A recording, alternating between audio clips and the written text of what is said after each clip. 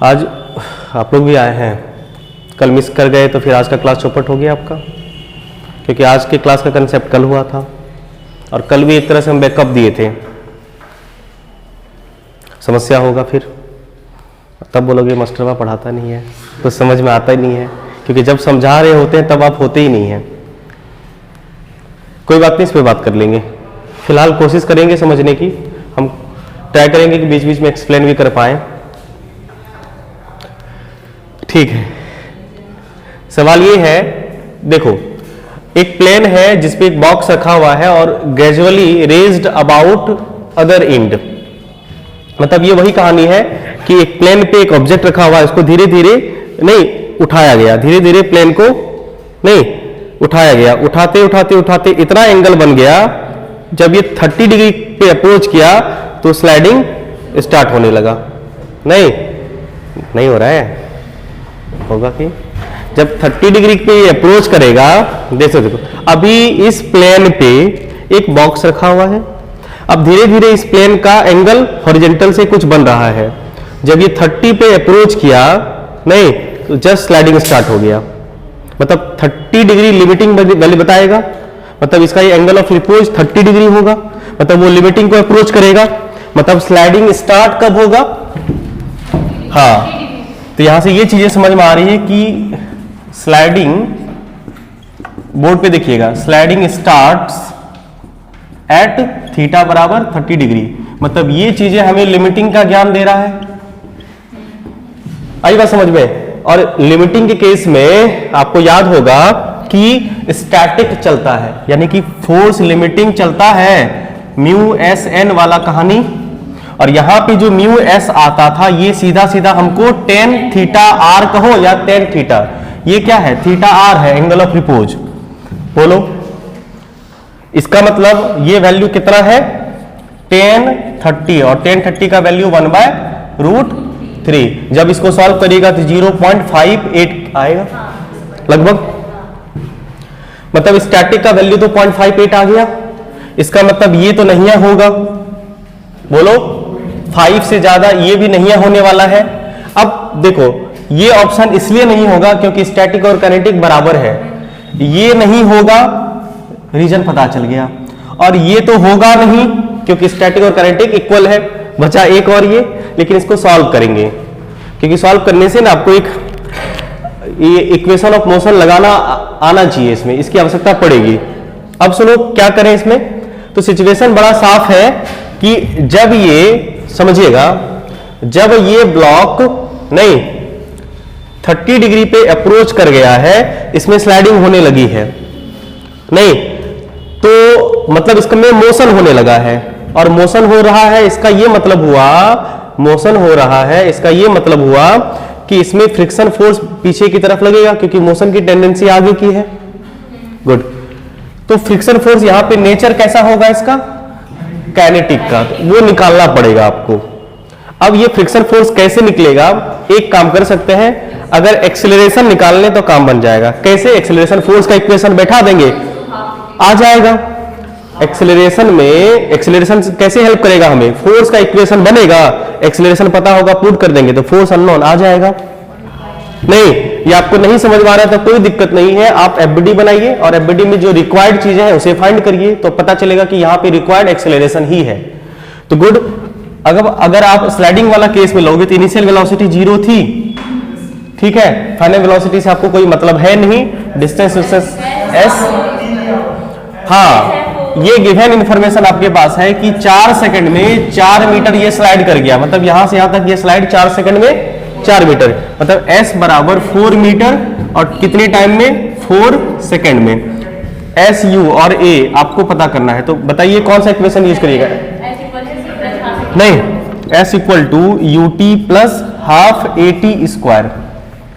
s का value 4, u 0 है, खत्म, हाफ a का पता नहीं, और t कितना है, कुल मिला के कितना आ गया, 4 2 जा, मतलब a इक्वल टू कितना हो गया, सॉरी, अच्छा हाँ, तो 0.5 मीटर पर सेकेंड होगा ना, 4 2 जा 8, तो 1/2 आएगा, 1/2 का मतलब हो गया 0.5 मीटर पर सेकेंड स्क्वायर। अब क्या हुआ,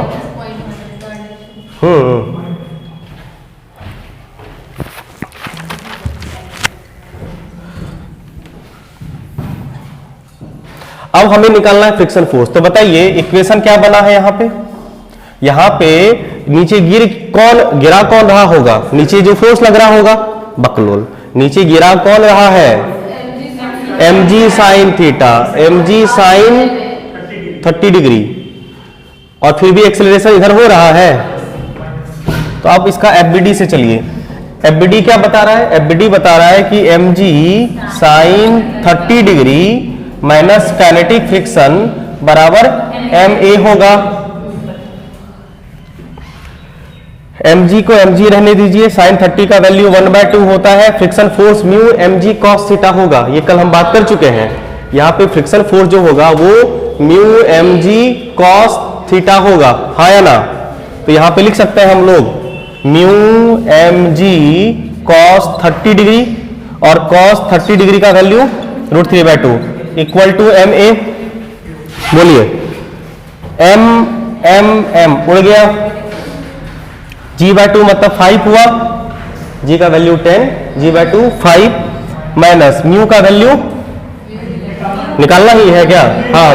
अच्छा हाँ, एक चीज और, यहाँ पे जो म्यू होगा वो कौन सा वाला होगा, के वाला होगा ना, जो कि हमें फाइंड करना था। और g का वैल्यू 10 और cos 30 का वैल्यू √3/2। कोई दिक्कत, a का वैल्यू कितना आया है, क्या बोल रहे थे, माइनस 0.5 का क्या मतलब होता है पता है, बोलो ना। उस वक्त उस इक्वेशन में तो माइनस होगा। हम पिछले जन्म में सुअर थे, सच बता रहे हैं, तो क्या करें।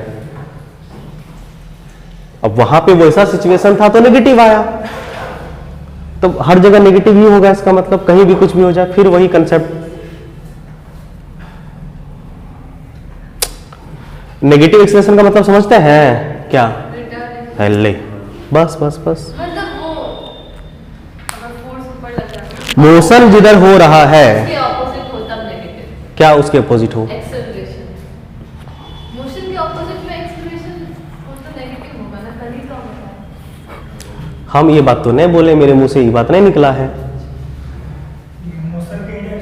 फोर्स इधर मारे में चुट्टा कहेगा, कुछ से कुछ बोल रहा है, फोर्स जिधर लग रहा है अगर उधर ही मोशन हो रहा है तो एक्सेलरेशन पॉजिटिव, इसको एक्सेलरेशन कहते हैं। फोर्स जिधर लग रहा है, मोशन अगर उसके अपोजिट होता है उस केस में रिटार्डेशन, एक्सेलरेशन नेगेटिव। जब ब्रेक लगाते हैं साइकिल में तो ब्रेक लगाते हैं, फोर्स किधर लगता है, बैकवर्ड, फिर भी साइकिल आगे जाती है। जब फोर्स लगाते हैं तो फोर्स का डायरेक्शन क्या होता है, बैकवर्ड, साइकिल फिर भी आगे जाती है, उस केस में रिटार्डेशन होता है, तब ना साइकिल रुकता है। यहां पे फोर्स किधर लग रहा है, mg sin थीटा, मोशन किधर हो रहा है, फोर्स के डायरेक्शन में, एक्सेलरेशन पॉजिटिव। और हम बोले थे, हम क्या बोले थे, अगर ये बात समझ में आ जाता तो ये बात बोल भी नहीं करते आप। हम बोले, बताओ, नहीं बोले, ये हो गया 5। कभी कभी दुख होता है। अब ये 5 उधर क्या करोगे, सॉल्व करोगे ना, तो क्या हो जाएगा, 5 माइनस 0.5 इक्वल टू क्या होगा, 5 म्यू के बाय 2, ये ना होगा, सॉरी 5 √3 ना, 5 √3 सॉरी 5 √3 म्यू के, ठीक है। अब बताइए म्यू के का वैल्यू कितना हो जाएगा, 4.5/5। चुपचाप रहो, जो चीज सही बोलना है उसमें तो गलत करते हैं। अब इसको सॉल्व करिएगा, ये वैल्यू लगभग आएगा,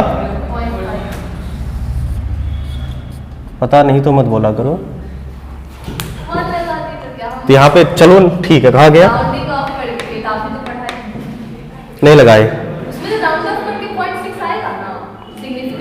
जब लगाएंगे नहीं तो पता कैसे चलेगा, राउंडिंग अप करके आएगा, लगाएंगे तब ना पता चलेगा।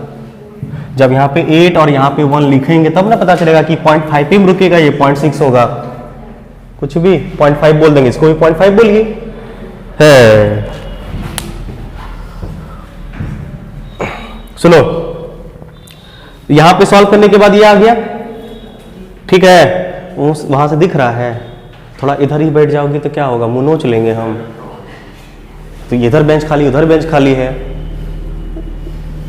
सामने सामने ऐसे ही हुलक के देखते हो, चुरा चुरा के। हुलकने का आदत है क्या? देखो यहाँ पे आई बात समझ में? हाँ, तो ये सवाल नीट में, सॉरी एम्स में पूछा गया था 2013 या 14 ऐसे में। ठीक है, तो क्या इसे बना के आप सॉल्व करेंगे? बिल्कुल नहीं, बस किसी तरह से स्टैटिक निकाल लो और आंसर टिक कर दो, क्योंकि ये तो होने से रहा। और स्टैटिक जैसे निकालोगे आपको ये पता चल जाएगा कि स्टैटिक का वैल्यू 0.5 और 0.4 नहीं है, तो ये दोनों ऑप्शन गोल हो गया, अगला करने की आवश्यकता नहीं है। स्टैटिक से कम काइनेटिक होता है, सेटिस्फाइड कर रहा है, स्टैटिक का 0.6 आ रहा है, टाल दो। लेकिन हाँ, यहां पे हमें बस ये वाली नहीं, हमें ये वाली कहानी समझानी थी कि आप इसे एक्सेलरेशन कैसे निकालते हैं और इस एक्सेलरेशन का क्या एप्लीकेशन है, इस एक्सेलरेशन का यूज क्या है। ठीक है, और इस एक्सेलरेशन की मदद से कैसे काइनेटिक फ्रिक्शन निकाला जाता है। क्लियर हो गया? Very good. साफ करें इसे, सॉल्यूशन साफ करें, छापना है छापो। बहुत ही प्यारा सा और ये किया हुआ लगभग टाइप का सवाल है। इसमें एक छोटा सा फॉर्मूला हमें चाहिए जो कि इस सवाल से आएगा, जिसका यूज हम अगले सवाल में करेंगे। आए? हाँ, क्वेश्चन मतलब डायग्राम देते हैं, रुक तो जाओ। क्या आंसर आ गया है? मैं बोलूं? आए? आंसर आ गया तो बताओ। तुम्हारा तो ऐसे भी आ जाता है बिना क्वेश्चन का भी। समझो, ये एक इंक्लाइन प्लेन है, समझिए। ठीक है, यहां पे एक ब्लॉक को छोड़ दिया गया। ठीक है, कुछ फ्रिक्शन कोफिशिएंट होगा म्यू, अब छापेंगे नहीं, पेन बंद करिए, समझिए। फ्रिक्शन कोफिशिएंट म्यू है। अब कहा यह गया कि इस ब्लॉक को जब रिलीज्ड फ्रॉम रेस्ट से छोड़ दिया गया अपने आप, इसका मतलब ये स्लाइड कर रहा है, मतलब कह रखे कि जैसे इसको छोड़ दिए तो ये स्लाइड करने लगा। इसका क्या मतलब हुआ कि ये जो एंगल है, एंगल ऑफ रिपोज से ज्यादा हुआ होगा। अगर स्लाइडिंग हो रही है, क्वेश्चन पढ़ने से ये बात तो समझ में आ गया कि स्लाइडिंग हो रही है। स्लाइडिंग हो रही है ये तभी पॉसिबल है जब आपने थीटा बढ़ा दिया है एंगल ऑफ रिपोज से। कोई बात नहीं, यानी ये काइनेटिक वाली घटना होगी। गुड। हमसे ये पूछा गया है कि यहां से यहां तक आने में इसको कितना समय लगा। मान लेते हैं ये डिस्टेंस है s, तो आप ये बताइए starting from rest distance travel करना है s और टाइम आपको निकालना ही है। एक्सेलरेशन निकल आए तो काम बन जाए, इसलिए पिछले सवाल में एक्सेलरेशन बोली थी निकालो। आज का जितना भी सवाल होगा सब पुराने सवाल से लिंक होगा, एकदम पूरा, एकदम एक पैटर्न वे में और बड़ा सीक्वेंस में एकदम खूबसूरत खूबसूरत क्वेश्चन करवा रहे हैं आज। सब एक दूसरे से लिंक होगा, सबका कंसेप्ट पिछले वाले सवाल में थोड़ा सा हिंट कर रखा होगा। जैसे इस सवाल का जो कंसेप्ट निकलेगा वो अगले सवाल में यूज करेंगे, अगले सवाल का अगले सवाल में। इसी तरह से एक्सेलरेशन कैसे निकलेगा। ठीक है, तो एक्सेलरेशन जैसे निकालते थे, सुनो बाबू, अगर मान लो इसकी टेंडेंसी, समझिए बात समझिए, इसकी टेंडेंसी मोशन की किधर है भाई, स्लाइडिंग हो रहा है तो स्लाइडिंग डाउन ना, स्लाइडिंग डाउन। तो बताइए फ्रिक्शन फोर्स कौन लगेगा, काइनेटिक किधर, बैकवर्ड। क्लियर हो गया, इसकी वजह से इसमें एक्सेलरेशन आया। और इधर एक्सेलरेशन करवाने के लिए रिस्पॉन्सिबल कौन, आपको पता है कि ये फोर्स mg sin थीटा लगता है और ये होगा आपका म्यू के एन। यहाँ पे म्यू के स्पेसिफाई नहीं है तो म्यू रहने दीजिए, क्योंकि ये म्यू स्पेसिफाई है। जब भी ये म्यू स्पेसिफाई नहीं होगा तो आपको म्यू के और म्यू एस सेम ले लेना है। तो यहाँ पे ये हो जाएगा म्यू mg cos थीटा, कोई दिक्कत नहीं। एफबीडी बनाइए, इक्वेशन बनेगा। तो भाई इक्वेशन क्या बनेगा, ये ज्यादा हो गया ना। तो from FBD mg sin theta, बार बार करेंगे नहीं, आपको ये याद होना चाहिए था, पिछले सवाल में कर चुके हैं। mg sin theta minus mu mg cos theta equal to ma। क्या तुम्हें याद है, बोलो, यही था ना। ये डाउन कल के क्लास में हुआ था, ये acceleration g sin theta minus. अब जब भी ऐसा सिचुएशन आएगा हम सीधा एक्सेलरेशन ये लिखेंगे, फिर बाद में मत बोलना कि कैसे। ये आया ये, गुड। अब हमें क्या निकालना है, टाइम। तो s equal to u t plus half a t square से ही टाइम आएगा, निकालते हैं। s equal to u t plus half a t square. s तो s ही रहने दो क्योंकि एस एस गिवन है, यू टी उड़ गया, हाफ ए टी स्क्वायर, हमें टी चाहिए तो टी स्क्वायर बराबर सर क्या होगा 2s बाय ए। क्या तुम्हें याद है ये टी बराबर रूट 2s बाई होता था, ये टाइम होता था 2h बाई जी। कोई बात नहीं याद रही तो आप तरीका तो पता ही है ना, आप इतना समय बचा सकते हैं, मतलब ये टाइम और ये टाइम से फालतू बचा सकते हैं, ये तो आपको याद होना चाहिए। नहीं याद है तो इतना तो करना पड़ेगा आपको, 2h बाई जी या 2s बाय ए, एक ही बात है। अब यहां से आपका टाइम क्या आ गया, टाइम बराबर हो गया 2s और एक जगह पे क्या यूज करिएगा g sine theta minus mu cos theta. ये हो गया आपका वो टाइम जिस टाइम में इसे नीचे गिरने में लगेगा समय। समझे बात को? बोलो। बस एक कॉमन सेंस वाली बात आप हमें बताइए, यही सवाल आपने किया था, आपको याद होगा इंक्लाइंड प्लेन पे एनएलएम में जब एफबीडी सिखा रहे थे आपको और यहां पे फ्रिक्शन नहीं था, तब भी टाइम आया था, और तब टाइम आया था 2s बाय ए आया था ना भाई। ए कुछ होता था ना वहां पे निकालते थे ना, 2s बाय ए होता था। एफबीडी ए के बराबर कितना होता था, mg साइन थीटा। हाँ ए शायद वहां पे आएगा बिना म्यू का आएगा। जो भी आप हमें ये बताइए कॉमन सेंस की बात, चलो उसे फालतू कैलकुलेशन की बात नहीं करेंगे, बस कॉमन सेंस की बात। अभी ये फ्रिक्शन ये रफ है, अभी ये रफ है, और मान लीजिए अगर ये स्मूथ होता तब मान लीजिए 10 सेकंड लिया टाइम। जब ये स्मूथ होता तो मान लो इस प्लेन इस ब्लॉक को यहां से यहां तक आने में 10 सेकंड लगता। अब ये मान लो रफ आ गया, तो अब इसी ब्लॉक को यहां से यहां तक आने में कितना समय लगेगा? ऑप्शन दे रहे हैं 10 से ज्यादा कि 10 से कम। स्लो डाउन, रफ है तो धीरे धीरे जाएगा ना, तो ज्यादा समय लगेगा ना भाई, थोड़ा स्लो डाउन हो जाएगा ना इसकी स्पीड, क्योंकि रफनेस आ गई ना, तो स्लो डाउन होगा तो ज्यादा टाइम लगेगा ना, सेम डिस्टेंस ट्रेवल करने में स्पीड घट जाएगी ना। नहीं समझे? रफनेस की वजह से क्या होगा, स्पीड स्लो डाउन होगा। नहीं, डिस्टेंस उतना ही है, स्पीड घट गया तो टाइम ज्यादा नहीं लेगा सेम डिस्टेंस ट्रेवल करने में। जुट्ठे क्या समझ गए? हाँ तो 10 से ज्यादा लगेगा पक्का रफ वाला सरफेस। बोलो। इसी कंसेप्ट पे अगला सवाल साफ करें, इसे साफ करें। अब हम आपको सिचुएशन देंगे, समझिए। अच्छा, इससे पहले एक सवाल, उसके बाद ये सवाल, इसको सॉल्व नोट करोगे क्या? करो करो करो। देखिए क्वेश्चन बहुत ही प्यारा सा है, ये दोनों बातों को इन्वॉल्व किया गया है, एक स्मूथ वाली बात और एक रफनेस वाली बात। दो इसमें कुछ नहीं किया गया, वही जो पिछले वाले सवाल में क्या था कि हमने एक पहले सवाल करवा रखा है इंक्लाइन प्लेन पे जो कि स्मूथ था, उस पर कितना टाइम लगा, ठीक है। और दूसरा वाला केस अभी अभी जस्ट करवाए कि उसमें कितना टाइम लगा जब सरफेस के पास कुछ रफनेस आ जाती है। और ये कह रहा है कि दोनों के बीच टाइम का रिलेशन इन्होंने दे रखा है कि n टाइम्स है। ऑब्वियस है कि पहला वाला टाइम अगर ज्यादा है, सॉरी जितना है दूसरा उससे ज्यादा होगा। इसका मतलब अगर फर्स्ट केस में, ये बात समझिए, अगर मान लीजिए जब सरफेस हमारा स्मूथ था तब टाइम मान लीजिए ts लगा, अब जब सरफेस हमारा रफ हो गया तब टाइम tr कुछ अलग होगा।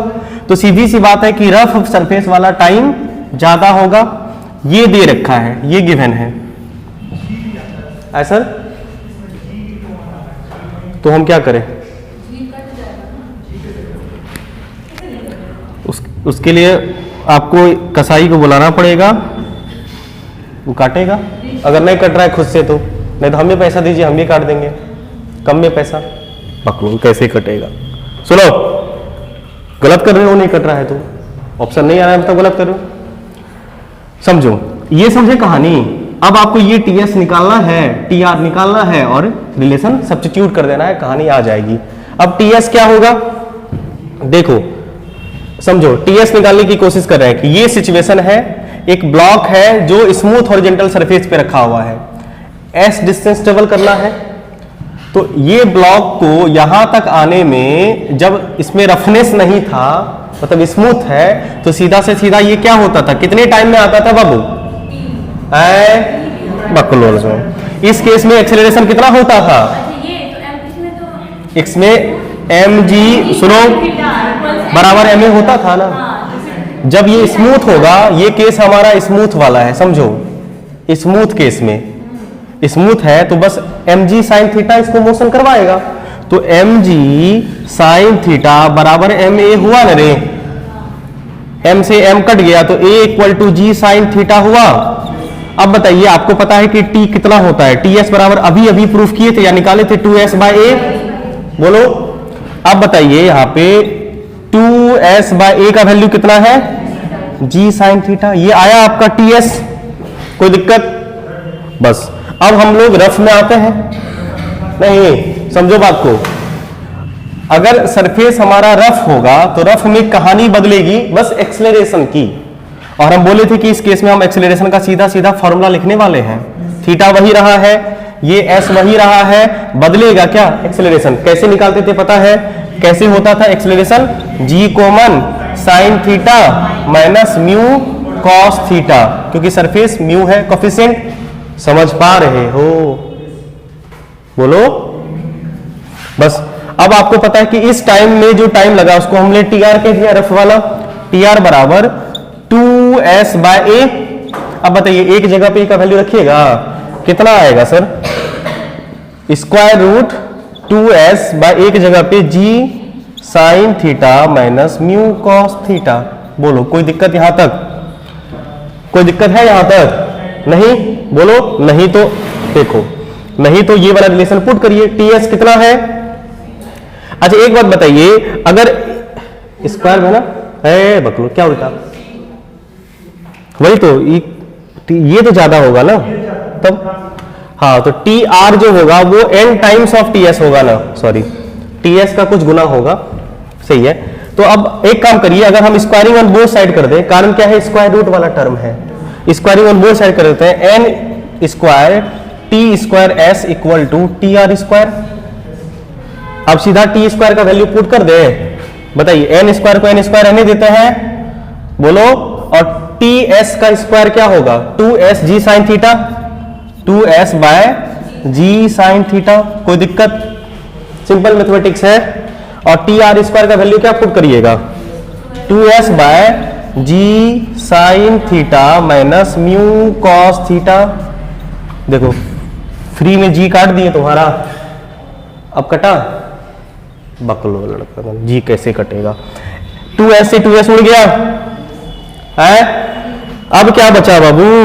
अब तो कुछ बचा ही नहीं, अब तो सॉल्व करना है। एन स्क्वायर बाय, हमको क्या निकालना है? अच्छा ये रिलेशन ऑप्शन पुट करना है ना, म्यू निकालना है, कोई बात नहीं।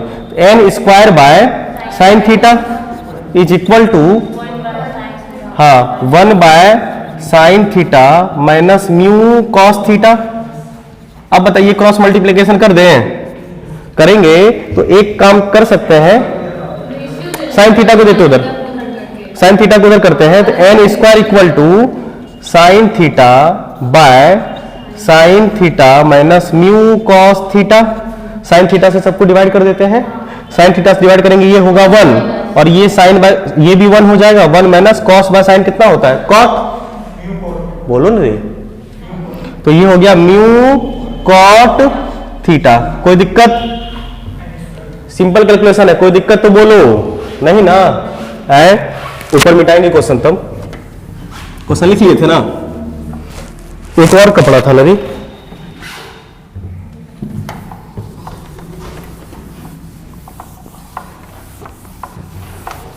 अब बताइए, तो सीधा सॉल्व करना है, करिए। क्या हो गया?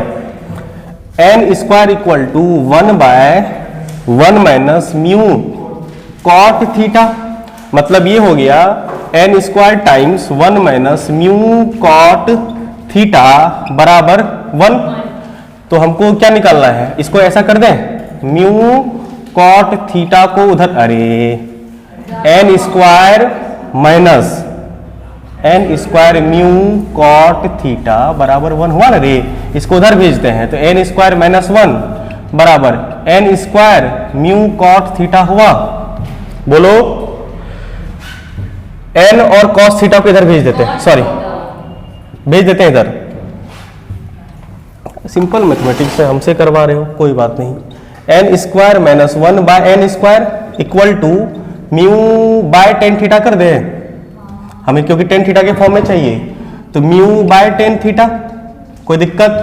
अब बताइए ये 1 माइनस 1 बाय एन स्क्वायर हुआ, बोलो रे, म्यू बाय टेन थीटा। अब बताइए म्यू इक्वल टू आया 1 minus 1 by n square times of tan theta. बोलो एक बार फिर से समझाते हैं। आए क्या हुआ? इसी को ऑप्शन बी कहते हैं। हम बोझ करें? बोलो।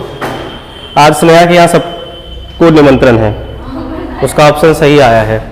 ठीक है, एक बार फिर से समझाते हैं, समझो। सवाल में कुछ नहीं था, ये काम हो चुका था, ये काम अभी अभी ताजा ताजा किए थे। इस सवाल में बस ये रिलेशन तुम्हें प्रूव करना था, उसके बाद गणित अप्लाई करना था। आई बात समझ में? और हमें पता है कि आपका गणित बहुत सुंदर है, तो आगे कोई आवश्यकता है नहीं। समझाते हैं। देखो mg साइन थीटा जब सरफेस स्मूथ होगा तो यहाँ पे ये जो स्लाइड कर रहा होगा, जब एफबीडी ड्रॉ करोगे ना भाई, एफबीडी ड्रॉ करोगे तो ये काम कर चुके हम लोग एनएलएम में, फिर भी देखो इधर लगेगा कौन? mg का एक कंपोनेंट इधर लगेगा mg cos थीटा, और एक कंपोनेंट इधर लगेगा n, जो कि बैलेंस कर लेगा। और बस ये हॉरिजेंटल वाला, ये वाला जो कंपोनेंट है, ये कंपोनेंट बच जाएगा, इसे कैंसिल करने वाला कोई है नहीं, इसीलिए ये इस ब्लॉक में मोशन करवा देगा। और मोशन करवाएगा तो F बराबर ma फोर्स लग गया, एक्सेलरेशन आ गया। इससे इस केस में एक्सेलरेशन g साइन थीटा आ गया। और अभी अभी आपने s equal to u t plus half a t square वाले रिलेशन से टाइम निकालना सीखा है कि t बराबर अगर u 0 होता है तो 2s bye a square root होता है। क्लियर? जब सरफेस रफ होता है तो अभी जस्ट पिछला वाला सवाल में ये फॉर्मूला हम लोग अभी कर चुके हैं, इसको एक्सप्लेन करने की जरूरत नहीं है, क्योंकि इधर जो ये आता है ना, सुनो, जब ये इधर मूव करेगा तो mg साइन थीटा, और साथ में इस पे लग रहा होता है क्या? पीछे की तरफ एक काइनेटिक फ्रिक्शन, जो कि म्यू mg cos थीटा के बराबर होता है, बराबर ma कर देते हैं। mg sine theta minus mu mg cos theta बराबर ma, प्रूफ करने से वहां से a निकल आता है आपका g sine theta minus mu cos theta, tr निकल गया। अब रिलेशन ये कह रखा है कि भाई कि जो रफनेस वाला टाइम है वो स्मूथ वाले टाइम का n टाइम्स है, n गुना है, ज्यादा होगा, ऑब्वियस है ज्यादा होगा ही। तो हमने क्या किया, इसका स्क्वायर जानबूझ के इसलिए किया ताकि ये रूट वाला पार्ट खत्म हो जाए। नहीं, इसको ऐसे लिख सकते हैं ना बाबू, स्क्वायर हट गया तो ये स्क्वायर आ गया, नहीं, ई हट गया तो इधर स्क्वायर आ गया, इसीलिए डायरेक्ट स्क्वायर कर दिए, वैल्यू पुट कर दिए, 2s से 2s खत्म हो गया, g से g खत्म हो गया, क्रॉस मल्टीप्लिकेशन किए, n स्क्वायर यही रहा, इधर साइन बचा। अब देखो साइन को उधर भेज के क्या किए, इस साइन से सबको डिवाइड कर दिए, साइन से साइन को डिवाइड किए 1, साइन को साइन से डिवाइड किए 1, और कॉस बाय साइन कॉट हुआ। इसके बाद इसको ऊपर भेजे, क्रॉस मल्टीप्लाइड किए, कॉट को उधर ले गए, n square mu cot theta. अब ये n को इधर ले आएंगे तो n इधर लाएंगे तो n square by n square 1 by n square, mu cot theta को 1 बाय टेन थीटा लिख दिए, टेन थीटा से इधर मल्टीप्लाइड कर दिए, म्यू आ गया आपका। अब कोई दिक्कत? अब समझ पाए बात को? तो बहुत ही बढ़िया रिजल्ट है ये, अगर आप चाहो तो इसे याद भी रख सकते हो। जब रफ और स्मूथ वाला सवाल आए तो आप इस सिचुएशन को याद रख सकते हैं, कोई दिक्कत नहीं। आइए देखिए इसका एकदम सुंदर सा एप्लीकेशन, अगर ये फॉर्मूला आपको सीधा याद हो जाए तो देखिए क्या बढ़िया बात बनेगा। अगले सवाल में सवाल ये है, इसमें ऑप्शन नहीं है, इसमें कह रहा है कि देखो क्वेश्चन पढ़ो और देखो ये पुरानी वाली घटना है, एक स्मूथ और रफ वाली घटना है। घटना समझाते हैं। Starting from rest a body slide down at 45 degree. सुनो, एक ऑब्जेक्ट है जो यहां से स्लाइड करना स्टार्ट किया और ये है 45 डिग्री, ये स्लाइड कर रहा है। अब कह रहा है plane is twice the time it takes to slide down same distance absence of friction. सीधी सी बात है कि अगर फ्रिक्शन नहीं होगा तो ये जल्दी गिर जाएगा हाफ टाइम में, या फ्रिक्शन होगा तो 2 गुना ज्यादा टाइम लगेगा। अगर मान लीजिए जब सरफेस स्मूथ था, समझो जब सरफेस स्मूथ था और जब सरफेस रफ है, तो रफ सरफेस क्या होगा, स्मूथ सरफेस का 2 गुना ज्यादा टाइम लग रहा है। ओहो हो, इसका मतलब यहाँ पे ये वही है, ओहो ये वही है, इसका मतलब n का वैल्यू क्या आया सर? हाँ बस बस बस, एन का वैल्यू कितना आ गया, एन का वैल्यू 2 आया। इस कहानी से थीटा पता है, फ्रिक्शन कोफिशिएंट पूछ रहा है, क्या कुछ करोगे, ये सीधा पुट करोगे 1 minus 1 by n square times of 10 45। बताइए 1 माइनस 1 बाय एन का स्क्वायर मतलब 4 और 10 45 का वैल्यू 1 होता है, मतलब 3/4 आंसर। समझे नहीं समझे? क्वेश्चन नहीं लिखे हैं, जल्दी छापिए इसे। 2 सवाल और करना है, नोट करो फटाफट, जिसे लगे दोबारा एक्सप्लेन करना है पूछो। 2 कहानी है इसमें, सीधी सी बात है। एक कहा गया है कि minimum force required to start pushing a body up a rough incline plane is F1। आपको याद होगा कल वाले सवाल में कि minimum force required to pushing up कितना था, निकाले थे ना, याद होगा आपको। नहीं तो चलो कोई बात नहीं, फिर से निकाल देते हैं, चिंता मत करो। ये मान लीजिए जो भी है ये F1 है, ठीक है। ये मोशन क्या है, मोशन किधर है, मोशन अगर इस डायरेक्शन में होगा तो फ्रिक्शन फोर्स किधर लगेगा, लिमिटिंग इन नेचर। नहीं जस्ट करना है तो limiting in nature, limiting in nature मतलब हो गया mu m g cos theta इस डायरेक्शन में, और इस डायरेक्शन में एक और फोर्स लग रहा है, नाम है उसका एम जी साइन थीटा। फिर भी मोशन इधर हो रहा है, मतलब एक्सेलरेशन इधर हो रहा है। इक्वेशन बनेगा, ओहो सॉरी इक्वेशन, तो लिमिटिंग वाली केस लिमिटिंग इक्विलिब्रियम लगा दीजिए। लिमिटिंग इक्विलिब्रियम में मतलब ये फोर्स के बराबर हो गया, मतलब ये हो गया कि F1 जो हो गया वो mg sine theta plus mu mg cos theta के बराबर हो गया, ये हुआ F1। चलो अब दूसरा सिचुएशन ये था कि ये ब्लॉक स्लाइड कर रही थी और उसे हमें रोक के रखना है। नहीं फाइंड वो फोर्स प्रिवेंट स्लाइडिंग वाला, कल करवाए थे ना प्रिवेंट स्लाइडिंग वाला। अब बताओ इसमें मोशन इधर हो रहा था, मोशन इधर हो रहा था, बोलो तो इस केस में फ्रिक्शन किधर लगेगा, लगेगा ना, क्योंकि मोशन की टेंडेंसी इधर है। अब हमें क्या करना है, एक फोर्स लगा के इसे रोकना है, नाम है F2। भाई कुछ भी हो mg साइन थीटा तो इधर लगेगा, mg साइन थीटा, बस लिमिटिंग इक्विलिब्रियम लगा दीजिए। क्या हुआ है F प्लस मतलब F2 प्लस F बराबर mg साइन थीटा। अब F2 का वैल्यू आ गया आपका mg sine theta minus mu mg cos theta, mu mg cos theta. कोई दिक्कत? अब क्या पूछा गया, F1 और F2 का रेशियो। आगे गणित है, सॉल्व कर लीजिए। F1 और F2 का रेशियो, F1 का वैल्यू कितना है सर, F1 का वैल्यू है mg sine theta minus sorry plus mu mg cos theta bye mg sine theta minus mu mg cos theta. अब बताओ mg सब में है, mg से mg उड़ा, mg से मतलब ये mg पूरा कॉमन होके कटा है, ऐसे नहीं कि माइनस प्लस में कटा है, mg उड़ गया।